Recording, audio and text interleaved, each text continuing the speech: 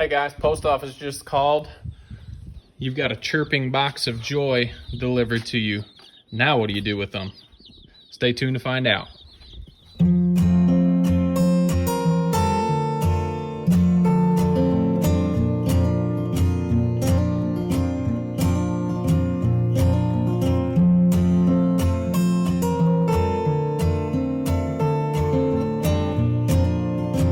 Hey guys, it's John. Welcome back to the farm. We did just bring another batch of Cornish cross chickens back from the post office. And so we want to give you guys a couple tips when you're raising these. I know there's been a lot of issues. Some people not really familiar with chickens on what to do with them. We've had a lot of questions about that. So I want to give you guys a couple tips on raising these birds. They're cute little fluff balls, but they are going to need some help and maintenance as you go along. So the first thing you're going to need is a brooder. And we got a video here on the brooder we did. It's kind of by like the one from Al from Lumna Acres. And we'll put a link to that video. What we did is just 4 walls, and we got a tarp on the bottom. We can just clean it out with a dustpan. Works out super well. You're also going to need a heat lamp. Those birds need to be warm. I believe it's suggested 95 degrees for the first week, and then you can go down 5 degrees each week until they're 4 weeks old, and they've feathered out at 4 weeks old. I don't ever measure the heat. If the birds are flocked and crowded under the light, you know that they're cold. If they're spread out away from the light, you know that it is warm and they're getting away because they're a little bit too warm. So you just keep an eye on your birds and see how they're doing. So here's our last batch that we've gotten from Valley Farms Hatchery. You open it up and see what you got. And I believe we've got 30. And you can see we do have one dead.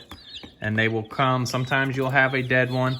And they've got the directions right here on the top of the box where you can go and to your losses. The first thing you want to do is count how many you got, because sometimes they'll send you extra. So you don't need to claim any if you've lost one and you've got extra. Looks like we ordered 30. They shipped 30 to us. David M., thank you for getting our order here.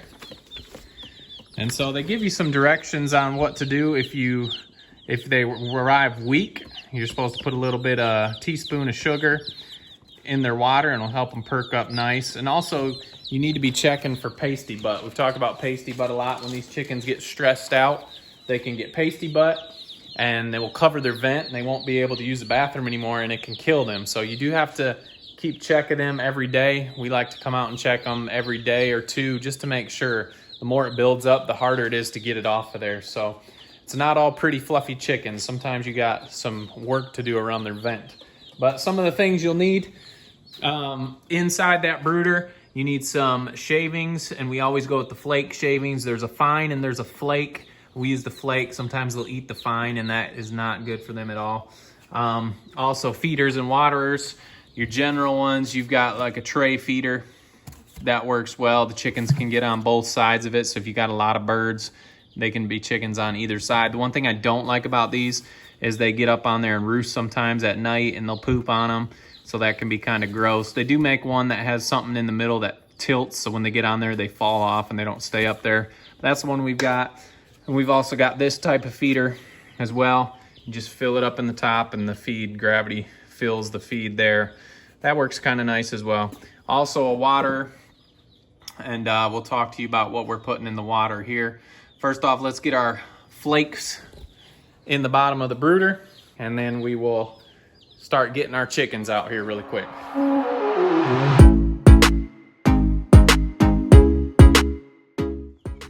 Okay, pretty straightforward with the shavings. Just a couple inches in there. Chickens like to scratch and move the shavings around, so I like to get a good 1-2 inches of shavings down in there. With the Cornish cross, you're gonna have to change them more often. They are a big, fast-growing, poop-a-lot chicken, so their brooder gets messy a lot faster than an egg-laying breed. So that's a little tip there. If you've never done chickens before, I'd start probably with an egg-laying breed. They seem to be easier, seem to be a little bit hardier than the meat birds, and they don't poop as often, so your brooder's not messy as quick. But it's an easy clean out with these. We just use the dustpan, we scrape them out, get them clean shavings. When it's warm like this, we like to have them out in about 2 weeks, depending on how cold the temperature's getting down at night. They seem to do really well once they get outside if it's decent temperatures at night. So you don't want to move them out too quick.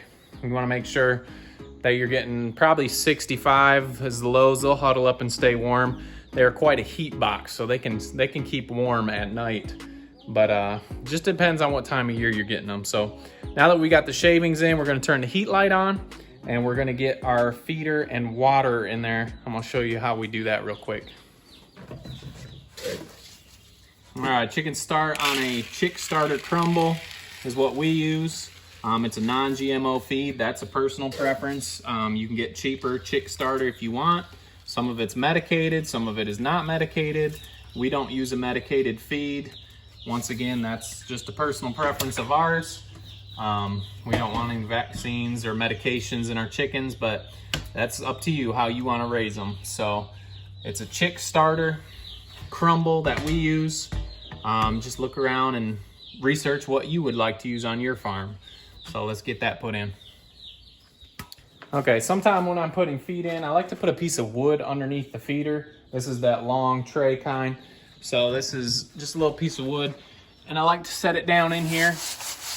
You don't want it way too high up over the chicks, but that just helps kind of keep some of the shavings out when they're flicking the shavings around, and it's not going to affect your birds as much as just you having to clean out your feeders because they're getting full of the shavings. So just an idea, not something you absolutely have to do, just trying to make things a little bit easier for you. So elevate those trays up just a little bit, and it'll help keep some of those flake shavings out of there. And I'm going to do the same thing with the water, but let's go in and I'll show you what we put in our water. Okay, like it says in the directions when you get them, you can add the sugar in the water if they're lethargic. We've done that before. We also like to add the raw unfiltered apple cider vinegar. Just gives their immune systems a great boost after they've been stressed out sometimes from the shipping. It's just a really great way to start your birds. So if you have the apple cider vinegar, if you want to try the sugar like they do on the directions, you can use that as well. We've done that too.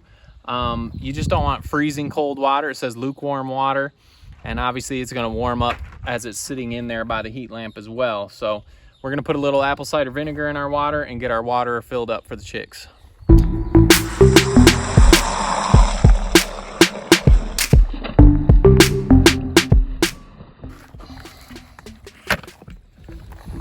All right, a lot of people ask how long. We usually do ours. I've taken it out there when some of my birds have looked lethargic when they're already outside, and I've just filled up a can or a water with it. So it's just kind of keep an eye on your birds. It's not gonna hurt them to keep that in the water. So you just keep an eye on it, see how your birds are acting, and you'll know if they need it or they don't need it. So here's with the water. I put down a little piece of plywood, set my water up on. That's a big one with all the kicking and scratching around that the chickens are doing. The flakes get in there really easy. And also it helps keep it nice and level so these waters don't leak out. So there's your feed and water. We got our flakes. Now we're just gonna get the chickens out and get them in the brooder. All right, we've got the chickens up here. Obviously we've got the one loss. Sometimes they're gonna ask for a picture just to make sure. This one looks like it had a little bit of pasty butt starting. So we'll move that one out of the way. We'll get online, we'll make a claim loss. Obviously they're not gonna send me one chicken. That just doesn't make sense. You can't ship just one chicken, but they can reimburse you. And Valley Farms has been really good when I've had losses taking care of us. So just follow the directions on there, contact them if you need to. They'll walk you through it if this is your first time. So you got all your baby fluff balls looking so cute, and let's get them. The first thing you need to do is take them out and dip their beak in there so they know where the water is. We've done a lot of videos on that. Once you dip their beak, just let them go, and they're gonna know where that water is. It's pretty amazing how quickly these guys figure things out. You just give them a little help, and they're off and running. So I've got 29 looks like. And you always want to count them just to make sure. They said they sent 30. We have the one that didn't make it. So we'll count these as we're dipping them in here just to make sure how many we have.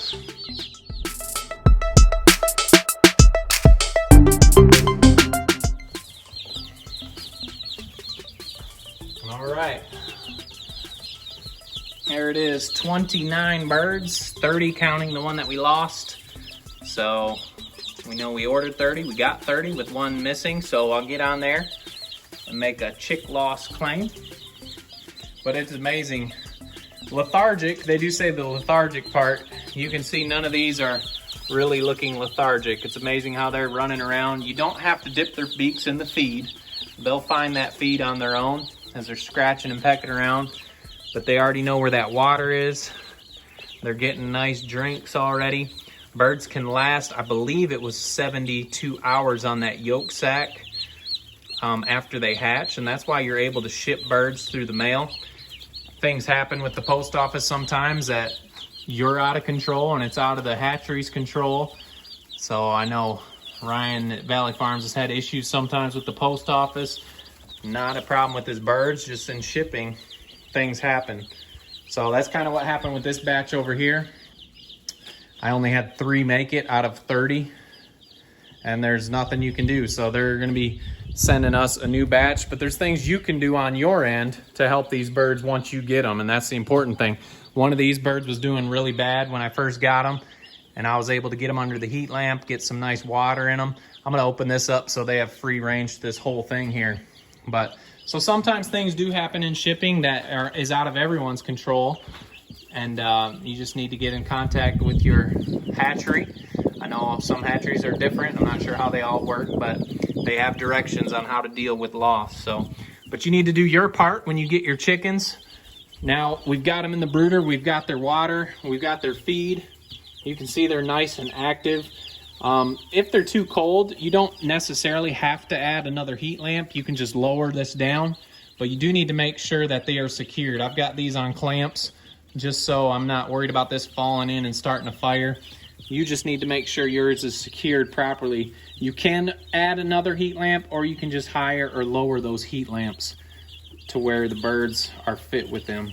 So this is a good batch of birds. You can see they are all running around lively. They're pecking at the camera stand here.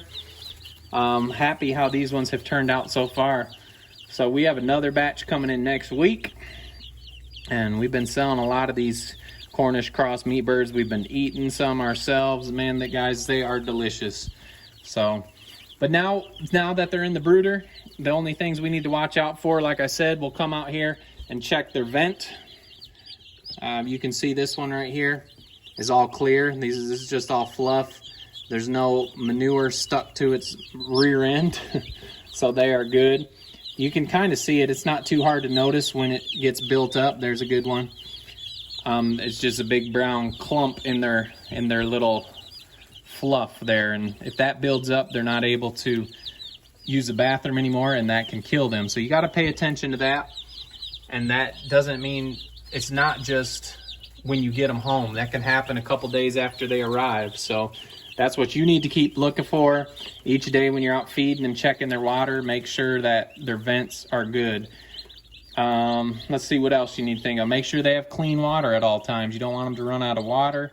You don't want them to run out of feed. So, and then you'll notice a couple days in, once these guys, especially these Cornish cross, they really start eating and start pooping. They are just machines. They're bred to grow fast. And so we'll come out here and we'll scoop these shavings out, and we'll make sure they have fresh shavings. You don't want them laying in their manure and it stinks up everything, and it's not healthy for them. So those are the things you're gonna have to do once you get them home and check them out. Like I said, we move ours out at 2 weeks, just kind of because we know how these birds are, and if the temperature is good, 2 weeks is fine. But most people will keep them until about 4 weeks. 4 weeks they'll be starting to feather out, or almost finished feathering out, and they'll be able to deal with the cold conditions. One thing I'm going to mention here, because you can see these birds, some people will put rocks down in these kind of waters so they can't get in there and drown. We've put marbles around the bottom before just so they can't get in and drown. We have never had one drown. That's why we don't have anything in there right now, but I just want to let you know that could be a possibility. So you may want to look out for that. Other than that, guys, chickens are a great animal to raise. It can be easy if you do it correctly, but it's not just a sit them in here and forget about them after you get them. So you do need to watch out for those couple things. But if you're interested in chickens, it is easy, manageable to do, but you definitely have to keep a lookout for a few things, especially in their first couple days that they're here. Just keep an eye on them. Don't just set them out in your garage or your barn and forget about them. Keep a close eye on them and be able to fix those things that you see go wrong when that happens. So if you're interested in chicks, check out Valley Farms. Tell them KC Farms sent you. And appreciate you guys following along. Make sure you hit that subscribe button, and we'll see you on the next video.